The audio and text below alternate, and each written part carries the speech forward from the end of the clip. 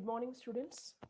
Today we are going to discuss about API and web services in Python application programming.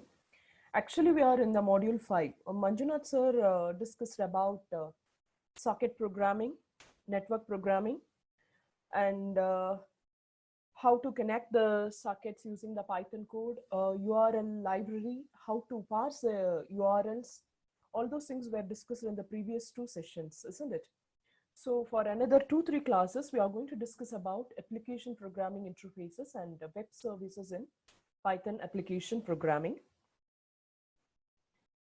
So before that, we just get to know what is API, what is web service, all those things. Then we get into the coding part.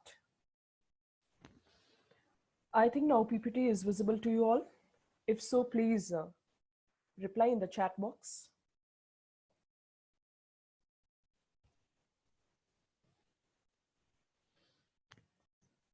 Yes, I'll continue now. So these are the topics we are going to discuss today. SOA, it is nothing but service-oriented architecture. Then application programming interfaces, web services. First, we get ourselves to get used to these terms and what is it? Just an idea. Then we go for the coding part, what is XML parsing, what is JSON parsing. And finally, we explore one API also, geocoding API. That also we check.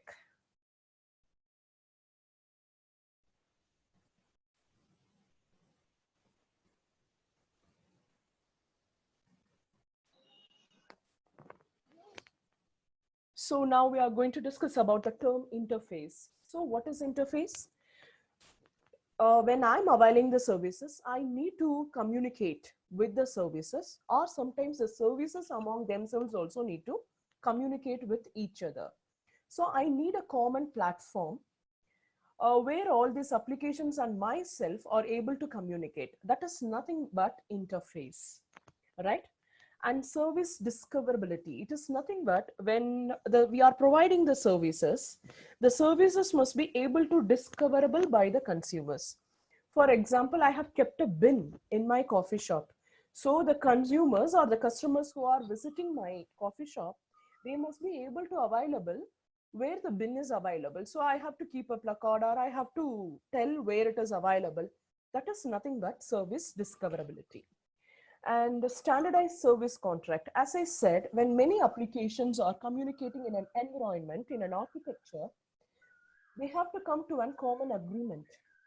For example, when multiple cultural team is employed in an environment, and if they speak different languages, what is a common language they can communicate with each other? It is nothing but English.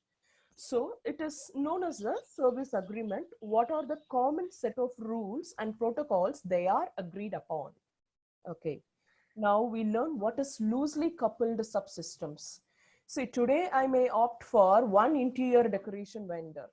If I'm not happy with the service of that interior decoration team, I may go for another option.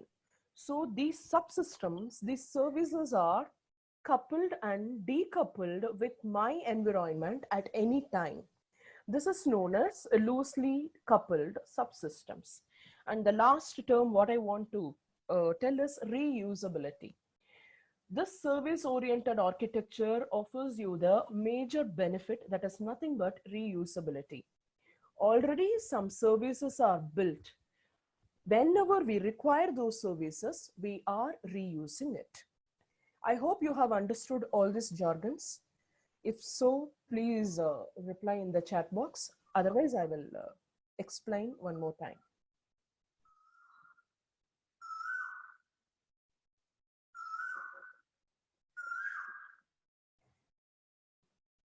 So can I proceed? Okay.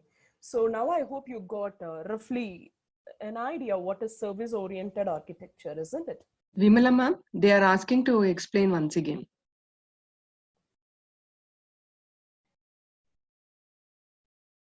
Okay, okay, fine. Yeah.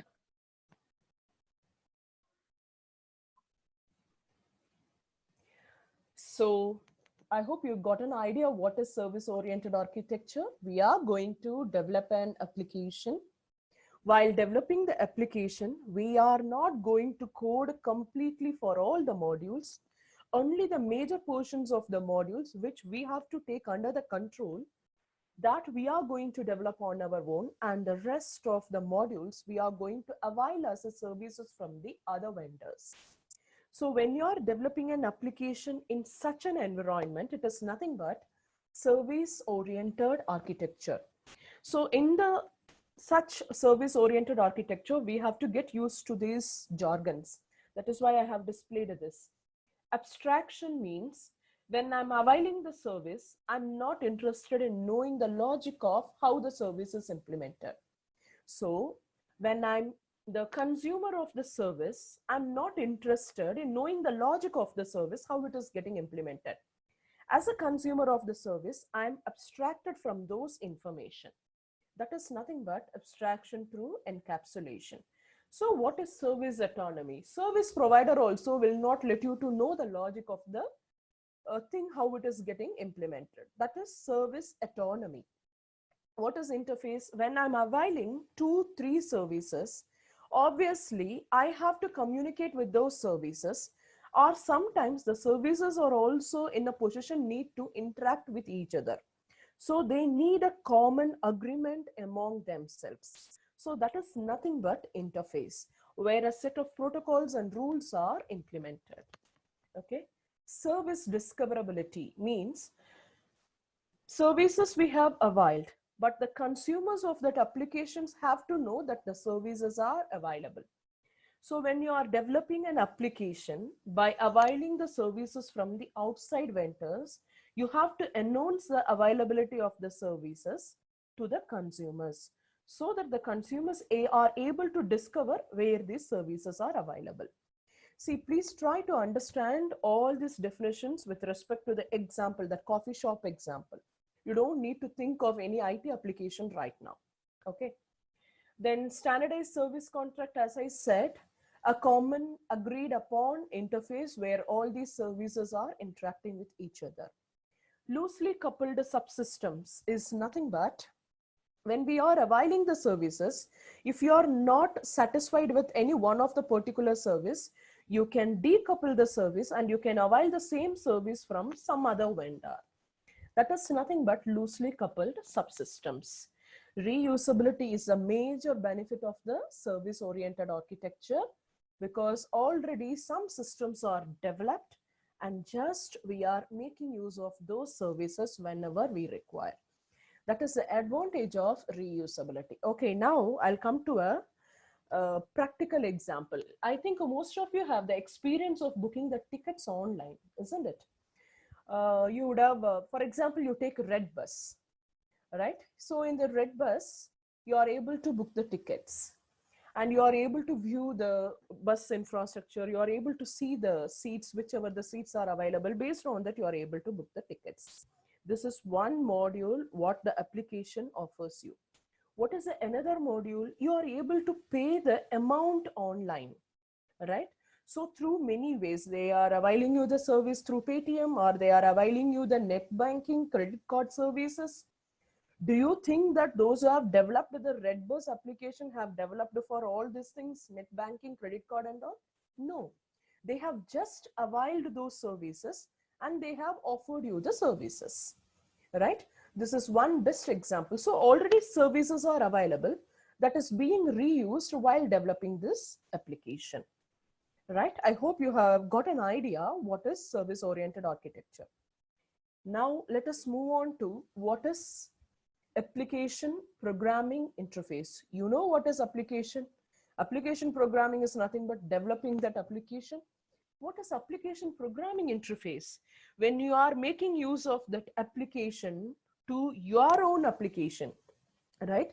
As a coffee shop owner, when I am availing the service of mode of payment, so mode of payment is one application, and the coffee shop owner, whatever I want to give to my consumers is another application.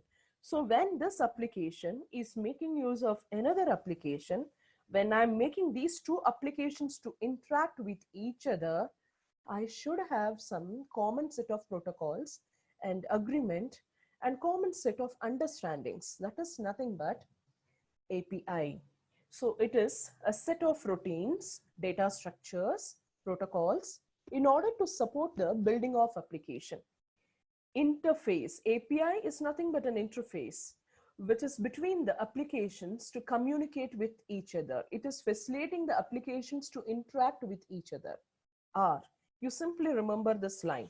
It is a general name for application to application contract that you need to remember. So another word also I'm going to introduce you now, web service. Before that, we see what are the types of API. There are three types of API: private APIs, partner APIs, and public or external APIs. What is private API? And company, inside the company only, they would have developed the service, and the company would be developing many applications, and that applications would be making use of the company. For example, you take that a company has a different departments, you imagine like that, okay, and every department has more than some 200 to 250 employees. So now we have developed an application which is taking the attendance of the employees. So that application now I'm providing as a service. So if that service is ready, every department can make use of that service, right? Because they can maintain the attendance of the employees. Every department in the company can maintain the attendance of the employees through that service. So, and that service is available within only that company. Such APIs are private APIs. What is partner API? Some 10 companies are there. They are having some common things, or they are working on some common set of application or a common set of domain. So they have developed some applications which can be shared upon among themselves. That is partner APIs. What is public or external APIs? There are application programming interfaces which anyone can access and make use of it. For example, Google offers weather application. Google offers you a map application. For that and all, it is providing interface also. If at all you people are developing an application, you can make use of that interface and you can integrate that. For example, imagine I'm developing a chatbot. Okay, so I'm developing a chatbot where I hope you have an idea what is a chatbot. Chatbot is like my assistant. So if I ask a question to a chatbot, the chatbot has to reply me. That is the purpose of developing a chatbot. So I'm asking a chatbot, what is the weather condition of today? So it is replying me. How it replies? Have I implemented? Have I kept the sensors physically in all the places of the world? And have I got to know what is the weather condition of today? No. I'm just availing the service, what is already or publicly accessible, and I'm just getting to know what is the weather condition of today. So chatbot is my application, and that application is making use of the other application as a service. Similarly, I can ask where somewhere I'm traveling, and I can ask the chatbot, what is the location am I? So for that also my chatbot is replying. How? It is just making use of the Google Maps service and it is replying to me. So there are some APIs which is publicly available that we can make use of that. So these are the three types of APIs. Now we see what is a web service. A very simple definition is an application is giving you a lot of services. If we are making use of the services over the web, it becomes a web service. So you may ask me the question, so services we can avail without using the web also? Yes. Without the internet also, there are APIs which gives you the services, you can make use of it. So if the services are availed over the internet, then it is nothing but web service. I hope now you got an idea what is service-oriented architecture, what is API, what is web service. If so, please reply yes in the chat box, students, so that I can get into the programming part now.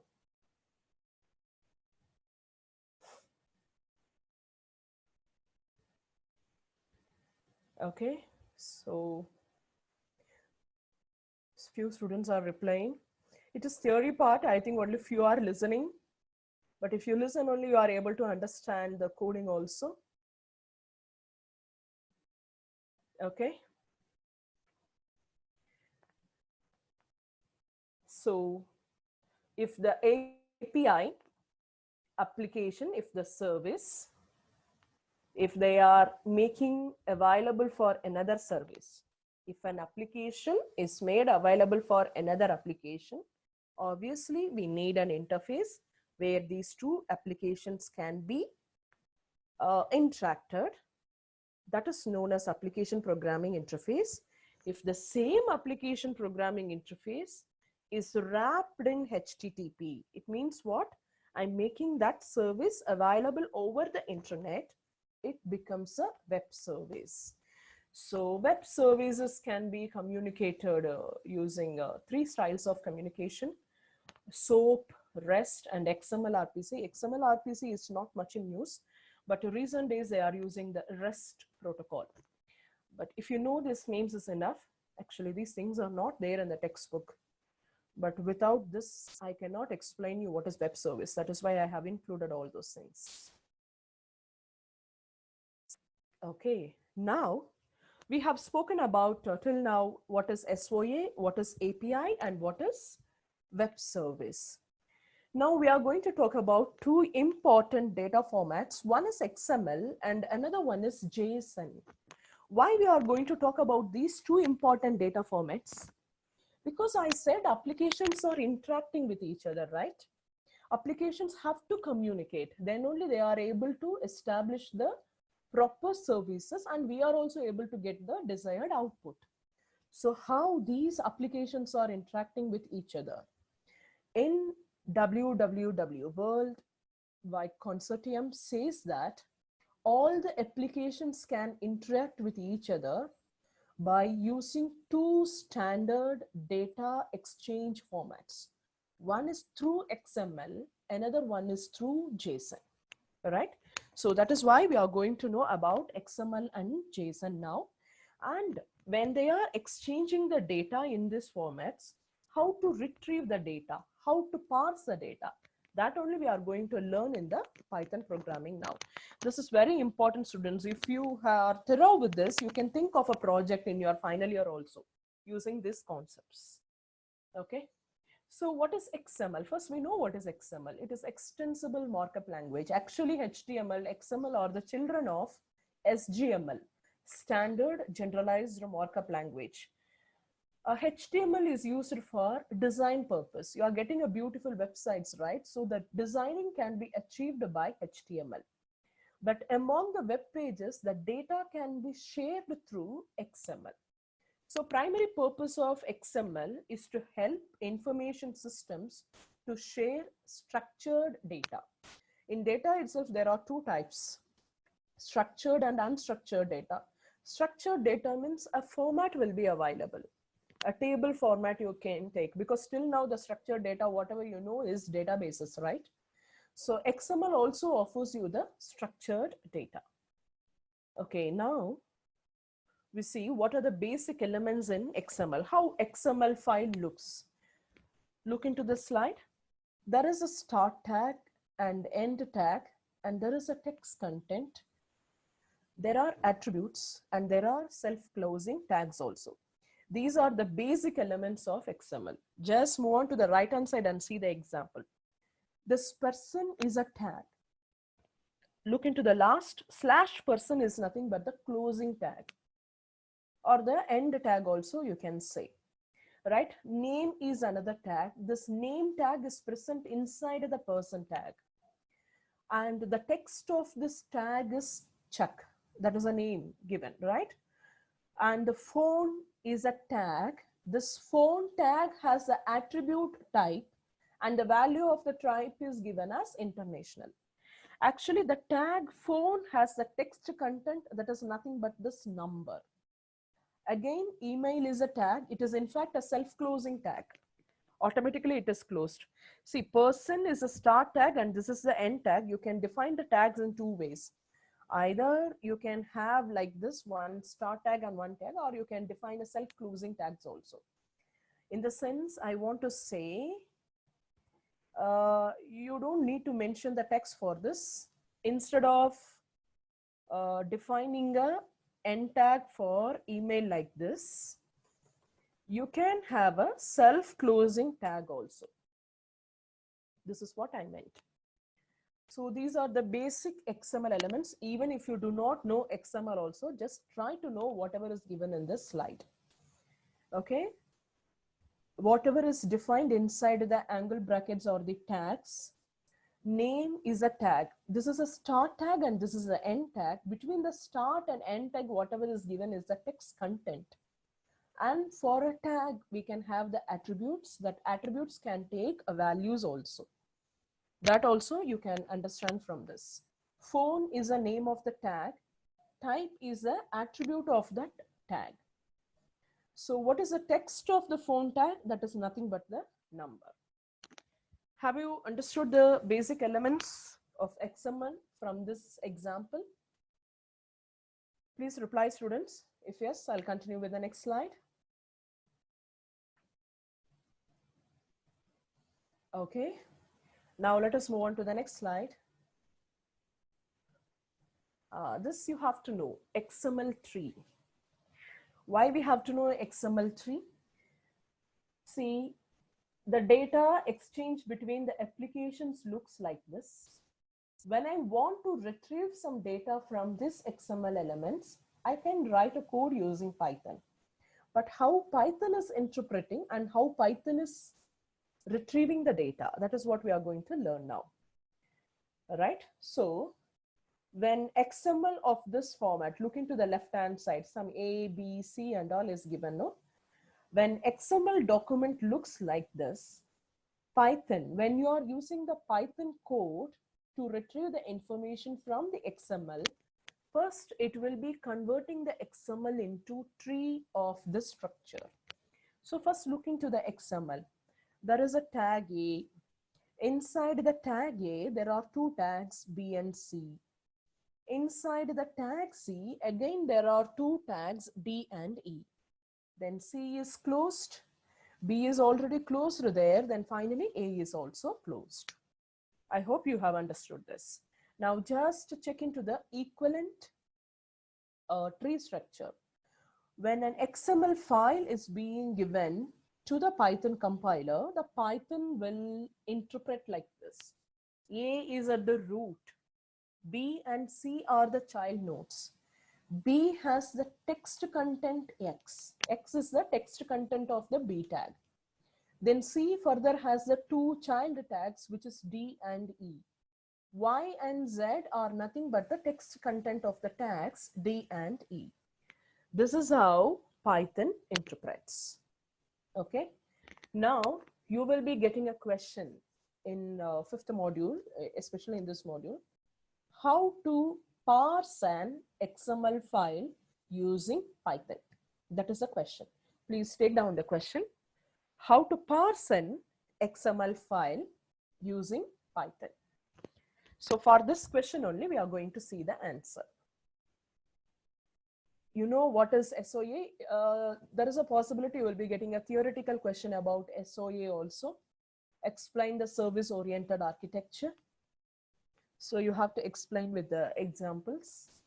And when you are talking about SOA, you must talk about API and web service. And you must highlight the benefits of SOA. And the next question, what we are seeing is how to parse an XML file using Python. So why we have to parse XML? Because the agreed upon data exchange format between the application in the world wide web is nothing but XML and JSON. So when the data exchange is happening through XML and JSON, we should be able to retrieve the data from XML and JSON, isn't it? So how to retrieve that? How to parse that? That is what we are going to see now. So directly, I'll get into the coding part. Now I'll share the idle also for you.